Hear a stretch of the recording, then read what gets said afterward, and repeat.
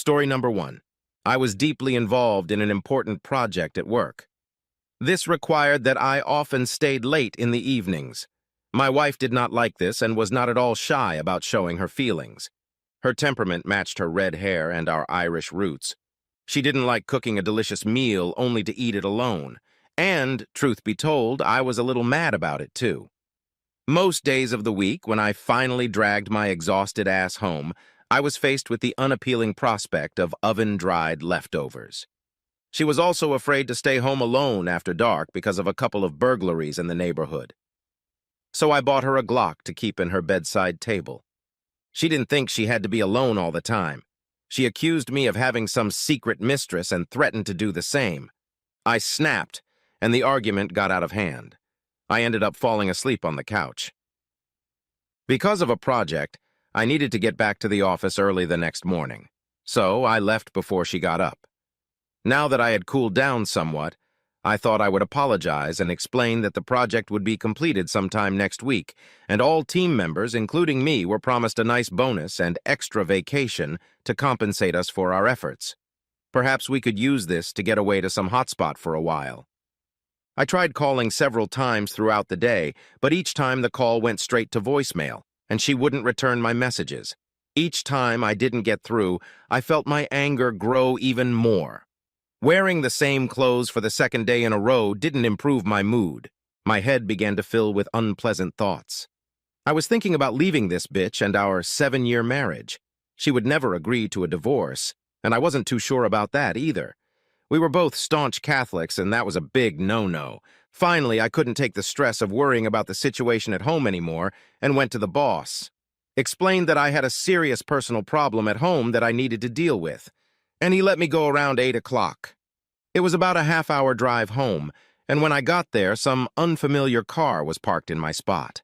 I parked on the street and went to the side door to enter the usual way when I happened to peek through a gap between the curtains in the living room. What I saw made my blood pressure instantly skyrocket. Trying to look in through the gap in the drawn curtains made everything a little hazy and fuzzy, but I could definitely make out my wife kneeling and some guy. His back was to me, so I couldn't get a good look at his face, but I could see that my wife had a joyful expression on her face as they held hands tightly together. At least they were fully dressed, he in a black suit that seemed somehow vaguely familiar, and she in her modest Sunday dress. I was furious. My adrenaline was raging, and it felt like my veins might burst at any moment. I decided to scare the hell out of these two before they did anything. So I crept through the side door as quietly as I could. I took off my shoes to reduce the likelihood of the villains hearing my footsteps. Fortunately, my path through the kitchen and up the stairs to the bedroom was out of their sight. I drew my gun. Then I went downstairs to startle the couple. "What's that old poem about, the most elaborate plans?" "Honestly, Your Honor, I really just intended to wave the gun around. I never meant to hurt anyone, it just happened to go off on its own. Twice." "Oops, my bad. I'll have the next 25 years of my life to ponder that little mistake." I think the death of my wife and the priest who listened to her confession pretty much guarantees me a trip to the hot spot. Hot spot, even without the extra time. Story number 2. "I've been sleeping with Mitch Jacobs for the last 6 months, Tracy Aldred blurted out to her husband Josh one night as the two of them watched television in their family room. Joshua Aldred cringed slightly as he heard his wife finally voice her infidelity. "I know." The next sound Joshua heard was the sound of his wife spitting out the red wine she had just drunk. It left a nasty mark on both the cream-colored couch and her white blouse. Wait, what? You know?" "How could you possibly know?" she whispered, her face taking on a crimson hue almost as dark as the growing stain on the couch. "Is that the most important thing you have to worry about right now?" Joshua asked calmly. Her face remained flushed as several questions raced through her clouded brain. "Well, I just thought we were being very careful so that you would never find out or get hurt because I love you, you know," Tracy said hastily. Joshua fixed his gaze on the foolish woman who was not long to be his wife. She wilted under that stern gaze. "How many people have you told, Tracy?" he asked quietly.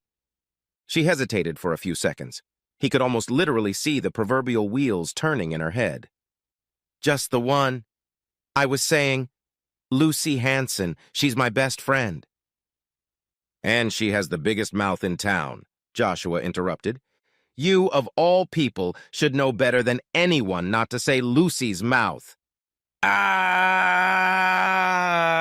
Tracy screamed in frustration. So if you thought she wouldn't blab around town, why did you tell me your secret now? Because the guilt was killing me. I thought if I told you and we worked it out, I could keep the affair going until it went away. And then we could... This time the woman was interrupted by the sound of her husband's insane laughter. Really? You expected me to somehow let you continue sleeping with another man until the affair runs its course, he replied, his voice trailing off into a falsetto as he quoted her earlier statement.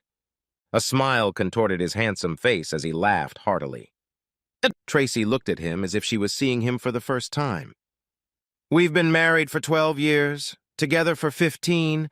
In all our conversations over the years, have I ever let you know that I would like to share you with another man? Well, no, but you almost always gave in to me when we argued, and I know you love me enough to give me that, she said with more hope in her voice than was in her subconscious. Ha ha ha ha. Ha ha ha! That's rich, woman.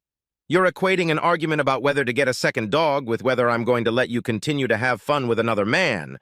Obviously, you've mistaken me for some random cuckold, Joshua said. But it doesn't have to affect our marriage, she said. It hasn't affected it yet. That's what it seems like to you, and you obviously haven't been paying much attention because you've been so busy with your lover. Have you noticed that I haven't touched you in the last month? Since I found out about you and Mitch. But the fact that the affair has been going on for 6 months now explains your detachment for 5 months before that. Even the kids saw that. We were wondering if you were in a relationship with someone else or not. Do the kids know? No. No. No. Oh, God, she lamented. I told them as soon as I found out for sure last month. They promised not to say anything until you and I talked about it first, so if you don't talk to them in the next few minutes... Anger flashed across Tracy's face, but uncharacteristically she held her tongue. Mitch Jacobs, huh? I gotta tell you, my feelings are hurt. I would have hoped that if you betrayed me, it would have been with a handsome guy, not some dork with a daddy with a big wallet. What were you thinking? Joshua commented. This doesn't have to be the end for us, Joshua, Tracy said. It doesn't really mean anything.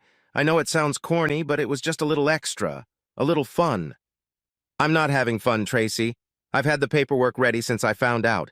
You'll get it at work tomorrow. Oh, by the way, your parents know about your cheating, too. They're waiting for you.